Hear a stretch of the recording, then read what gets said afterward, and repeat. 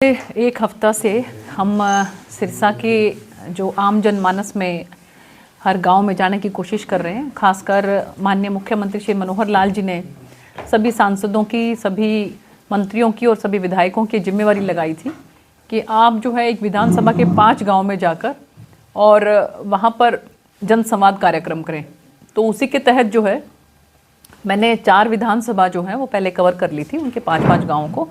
लेकिन जो हमारी ऐलनाबाद विधानसभा है उसके हमारे 2 गांव जो है वो बाकी रहते थे, नाथुश्री और कागदाना। तो उसको हमने जो है वहाँ पर जनसंवाद कार्यक्रम किया और आम जनमानस की जन समस्याओं को सुना। और उसके बाद बहुत से हमारे पास जो है वो ऐसे जो है किसान भाई भी आए कि जिन्होंने जो उनके खाले बन चुके थे, जो उनके वहाँ पर सड़कों का निर्माण हो चुका था, उसके लिए हमें बहुत धन्यवाद किया।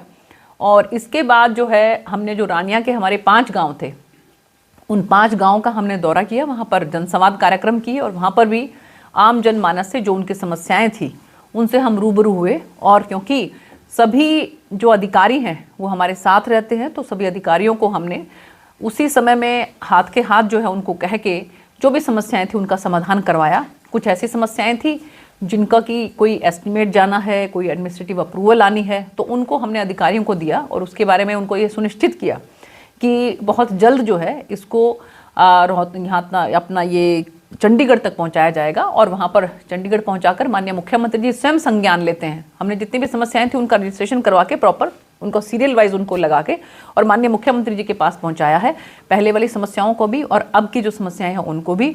और माननीय मुख्यमंत्री जी ये विश्वास दिलाते हैं कि जो समस्याएं जो हैं जिनका निदान जो है वो चंडीगढ़ में हो सकता है, तो वो हम यहाँ पर अधिकारियों को कह के करवाने की पूरी कोशिश करेंगे। इसके साथ साथ आप लोगों को मालूम ही होगा कि आज से जो है पूरे हरियाणा के अंदर विकसित भारत संकल्प यात्रा, इसके तहत जो है एक रथ यात्रा निकल रही है। और उस रथ में सभी हमारे जितने भी अधिकारी हैं, खासकर आपने देखा होगा कि आज जो बड़ागुड़ा से हमने इसकी शुरुआत की, सभी एडमिनिस्ट्रेशन के माननीय जो डीसी साहब हैं और भी जितने भी अधिकारी हैं वो सब इसके अंदर उपस्थित थे। और यहाँ पर जगह जगह पर आपने देखा होगा कि जो है वो कार्यक्रम जो था उसके अंदर हमने स्टॉल लगाई हुई थी। उन स्टॉल के अंदर चाहे हम जो पीपीपी जो है उसकी बात करें, चाहे हम परिवार पहचान पत्र जो मैंने आपको बताया, चाहे आयुष्मान कार्ड की बात करें, चाहे बीपीएल कार्ड की बात करें, और इसके साथ साथ चाहे हम वृद्धावस्था पेंशन है, किसी का कोई बैंक का कोई लोन की कोई समस्या है, इवन जो निरोगी हरियाणा के माध्यम से यहाँ पर जो मेडिकल चेकअप हैं उसकी भी हम बात करें, तो ये सब उस कैंप में जो है लगाए गए थे। आज बड़ागुड़ा में उसकी शुरुआत हुई, जिसके अंदर हमारे मंत्री जी भी उपस्थित थे। और इसके बाद जो है सुरतिया गांव में हुआ और वहाँ पर भी ये रथ यात्रा गई। और आप ये देखिए कि जिन आम जनमानस को इन जो हमारी जितनी भी स्कीम है उनका जिनको लाभ मिल रहा है उसके बारे में भी उसमें जानकारी दी गई। और जिनको नहीं मिला लाभ उनको हमने आह्वान किया और उनको हमने आग्रह किया कि वो इन स्टॉल के माध्यम से जो है उसमें अपनी समस्या जो है वहाँ पर उसका समाधान कर सकते हैं। तो मुझे लगता है कि शायद ये आज से पहले कभी किसी सरकार में नहीं हुआ होगा कि जो हमारा एक आम जनमानस है उसको दफ्तरों के चक्कर काट काट के जो हैं उनके जूते घिस जाते थे। लेकिन अब जो है वो सभी अधिकारी उनके गाँव में जा रहे हैं और आप ये देखिए जनप्रतिनिधि उनके गाँव में जा रहे हैं, जगह जगह पर स्टॉल लग रही हैं कि आपकी जो भी समस्या है आप उस समस्या का मौके पर ही समाधान कर सकते हैं। तो मैं इस बात के लिए माननीय प्रधानमंत्री श्री नरेंद्र मोदी जी को तहे दिल से धन्यवाद करती हूँ कि ये मोदी जी की गारंटी है कि आपको जो भी योजना है उसका लाभ आपको सुनिश्चित किया जाएगा, उसका लाभ आपको मिलेगा ही मिलेगा। 100% लोगों को सरकार की योजनाओं का लाभ मिले, उसी के तहत ये रथ यात्राएं निकाली जा रही हैं। और माननीय मुख्यमंत्री जी का मैं तहे दिल से धन्यवाद करती हूँ कि बहुत सी ऐसी योजनाएं हैं कि जो केंद्र सरकार में तो हैं लेकिन उसमें एक कदम और आगे बढ़ के माननीय मुख्यमंत्री जी को उनको यहाँ पर लागू किया है। जैसे कि अगर हम बीपीएल कार्ड की बात करें तो सेंटर की योजना है, उसके तहत 1,20,000 उसकी लिमिट है। माननीय मुख्यमंत्री जी ने उसको और बढ़ाकर 1,80,000 रुपया कर दिया। और एक और जो नई योजना जो है माननीय मुख्यमंत्री जी लेकर आए हैं उसके लिए तो मुझे लगता है कि जितनी उनकी तारीफ की जाए वो कम है, कि उसमें उन्होंने ये कहा कि 1,80,000 तक की जिनकी आय है उनको अपनी बेटियों को कॉलेज में भेजने के लिए फीस नहीं देनी पड़ेगी, फीस उनकी सरकार देगी। 1,80,000 तक की आय वाले जो घर हैं उनकी बेटियां कॉलेज में अब फ्री पढ़ेंगी। और इसके साथ साथ उन्होंने कहा कि 1,80,000 से लेकर 3 लाख तक की जिनकी आय है उनकी बेटियां जो हैं कॉलेज में जो पढ़ेंगी तो उनकी आधी फीस लगेगी।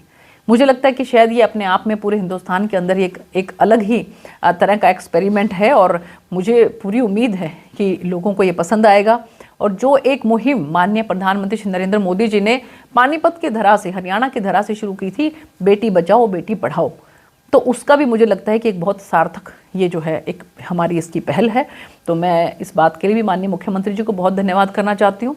और आम जनमानस के अंदर आप ये देखिए कि सर्दियों का मौसम है, लेकिन फिर भी जितनी भारी संख्या के अंदर, चाहे हम जन संवाद कार्यक्रम की बात करें, चाहे हम ये जो हमारी विकसित भारत संकल्प यात्रा है इसकी हम बात करें, भारी संख्या के अंदर ग्रामवासी जो हैं इसके अंदर उपस्थित हो रहे हैं। और इसके साथ साथ माननीय प्रधानमंत्री जी का जो सपना है कि जो हमारा देश आज विकासशील है उसको हम अगले 25 सालों के अंदर विकसित भारत बनाएंगे। तो ये भी मुझे लगता है कि इसी के माध्यम से पूरा होगा। और आने वाले 2047 को जब 100 साल हमारी आज़ादी के पूरे हो जाएंगे तो हमारा देश जो है वो विकसित देश बनेगा, विकसित भारत बनेगा। तो इस बात के लिए ये जो ये इस तरह की जो मुहिम चलाई जा रही है, जिसके तहत इन जो यात्राओं के अंदर, विकसित भारत संकल्प यात्राओं के अंदर जो है वो LED के माध्यम से सभी योजनाओं को दिखाया जा रहा है। अधिकारी जो हैं वो जो स्टॉल के माध्यम से सभी योजनाओं के बारे में उनको बता भी रहे हैं, अगर किसी को लाभ नहीं मिला है तो उनको लाभ दे भी रहे हैं। इन सब बातों के लिए माननीय प्रधानमंत्री जी का मैं तहे दिल से धन्यवाद करती हूँ और माननीय मुख्यमंत्री श्री मनोहर लाल जी का भी बहुत बहुत धन्यवाद करती हूँ। तो आपने कहा 2047 में हमारा देश विकसित कहलाएगा, तो भारतीय जनता पार्टी ने क्या कुछ तैयार किया जिससे विकसित कहला पाएगा? ये क्या काम करोगे 20 साल में, या सरकार क्या प्लेटफॉर्म दोगे जिससे आपकी सरकार या अन्य सरकार वो काम करे और 2047 में विकसित कहलाए? देखिए, जो काम जो हमने आपको बताया कि जो विकसित भारत संकल्प यात्रा जो है, इसके तहत आपने अगर देखा हो तो इस LED के माध्यम से यही बताया गया है कि जिस तरह से आज की तारीख में इंफ्रास्ट्रक्चर चारों तरफ सड़कों का जाल बिछा हुआ है।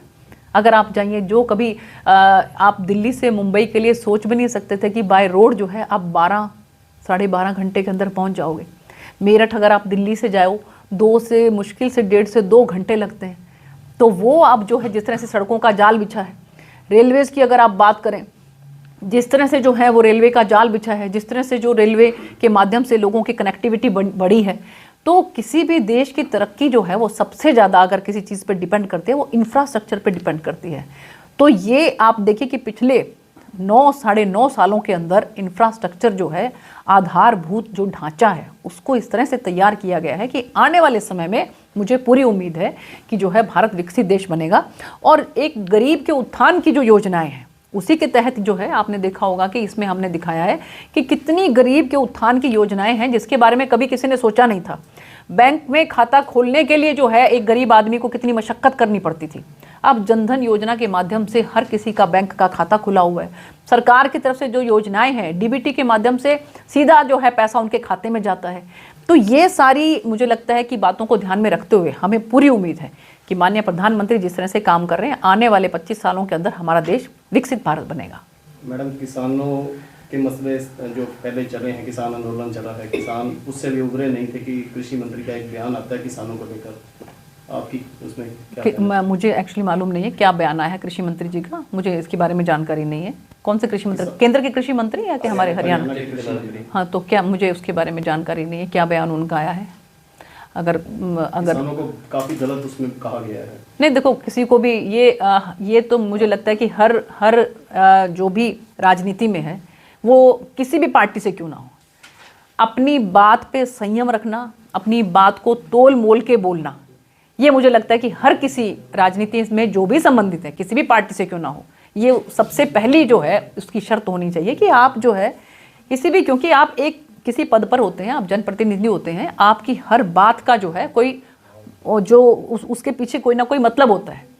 तो ऐसे उसमें अगर आप कोई ऐसी बात करते हैं कि जिससे किसी की भावनाएं आहत होती हैं, तो मुझे लगता है कि ये अच्छी बात नहीं है। अगर उन्होंने कोई ऐसी बात कही है कि जिससे किसी भी वर्ग विशेष की या किसी की भी अगर भावनाएं आहत हुई हैं, तो मुझे लगता है कि उनको इस चीज़ का संज्ञान लेना चाहिए। कल प्रदेश अध्यक्ष नेहर सैनी ने भी इस बयान को बोला कि ये पार्टी का बयान नहीं है, ये उनका व्यक्तिगत। हाँ देखिए, मैंने बताया कि मुझे बयान का ही नहीं मालूम है कि क्या बयान है, क्योंकि मैं, आपको पता ही है कि जनसंवाद कार्यक्रम और इन सब कार्यक्रमों में बहुत ज़्यादा व्यस्त थी, तो इसलिए मुझे नहीं मालूम है कि क्या बयान आया है। लेकिन मैं सिर्फ ये कहना चाहती हूँ कि जो भी बयान है वो जो भी राजनीति में, उनको इस बात का ध्यान रखना चाहिए कि वो किसी एक पद पर होने के बाद उस पद की गरिमा को ध्यान में रखते हुए कोई भी शब्दावली का इस्तेमाल करें। सांसद सुनीता दुग्गल 2024 का इलेक्शन सिरसा से ही लड़ेंगी या?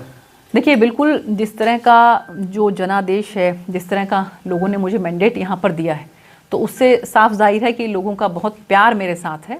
और मैं नहीं चाहती कि उनके साथ जो है ये जो विश्वास हम लोगों के बीच में बना हुआ है, वो विश्वास किसी भी तरह से ब्रेक हो। और इसलिए मेरी इच्छा तो ये है कि मैं यहाँ से ही जो है वो लोकसभा का चुनाव लड़ते हुए यहाँ का जो है प्रतिनिधित्व करूँ। और लेकिन फिर भी क्योंकि मैं एक संगठन की कार्यकर्ता हूँ, तो संगठन जो भी उचित समझेगा, जो भी जिम्मेवारी मेरी लगाएगा, तो ये सब हमारे सर माथे पर होगी।